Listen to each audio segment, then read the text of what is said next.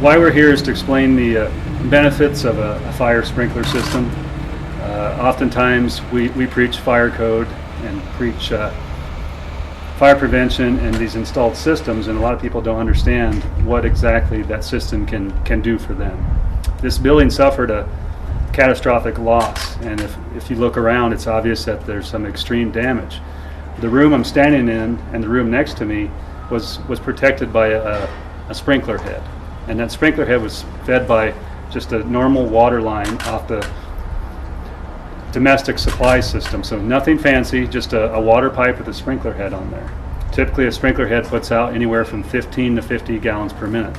They're rated for the hazards that are associated with the area they're in, but just based on what you can see behind me, the paint is still on the wall. There's a garden hose hanging up. There's a wheel cover that's made out of a vinyl. Typically those things in a fire are gone very early on.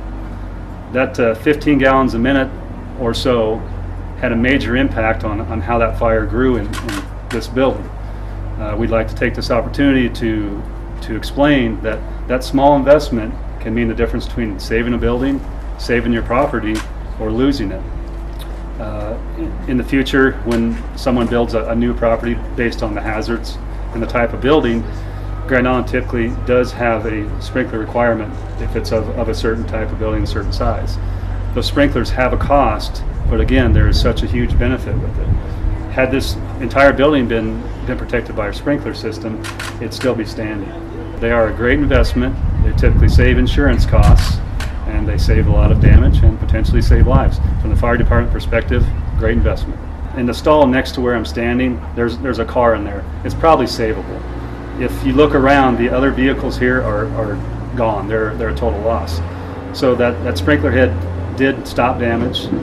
Instead of having a car that's probably totally ruined and of no value, there's still value in that car. So a huge impact. A building fire affects a lot of people. It affects the owners. It affects the workers. It affects the community as a whole. It has a wide-reaching effect, and it is very devastating, and it's a long-lasting issue when something does experience a fire, so we want to stop as many as we can.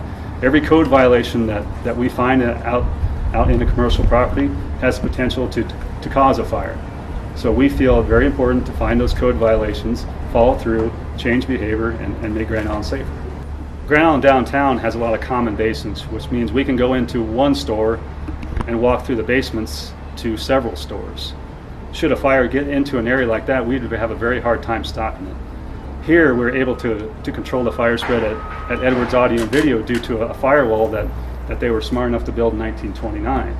That firewall gave us basically a line in the sand. We could draw a line there and stop the fire at that point. Should a fire occur a couple blocks down from us to the east, we're going to have a hard time drawing a line in the sand. There really is no good fire break, and we're going to have our hands full. That's why we do preach fire prevention and inspection programs. We want to stop it before we have to be faced with it. Behind me is a classic example of the construction of a firewall that basically protects one building from another. And I think the current owners of Edwards Audio made it pretty evident that day. They said they were on the right side of the firewall. Typically those firewalls are built just for that specific reason, to protect one building from another building. We do it for property lines, we do it as occupancy separations, we do it as allowable areas, but this is a good example to show where those firewalls truly work. Typically they're 3 to 4 hour rated walls. This is one that was built a long time ago, so the firewall requirements have been in building codes for a long time. This is a great example to see that they do work, they perform well. In fact, if you look at the building on the other side, that's a firewall as well. It's not as stable as that one. It's not having the hour rating as equivalent to that one because it's simply protecting the alley. So it gives you the benefit of some of the airspace between the alley. And again, most construction is built so if these trusses fail, they try to fail to the inside and not push the walls outside. Again, that's another example that the construction of this building performed very well. Behind me is our fire safety demonstration house, and one of the features of this house is actually a burn room where we can actually start combustibles on fire and show the effects of a home sprinkler system. You'll see that we will be able to extinguish this fire very quickly. This head flows about 10 gallons a minute, so not a whole lot of water's coming out. compared to what a fire hose would do. So we hope to let the public know how beneficial sprinklers are and to help dispel some myths about sprinklers. We've all seen the movies where one sprinkler head goes off and then the next one, then the next one, pretty soon the entire building's sprinkler system's going off. That is not the case. Generally, we will have one head, maybe two go off.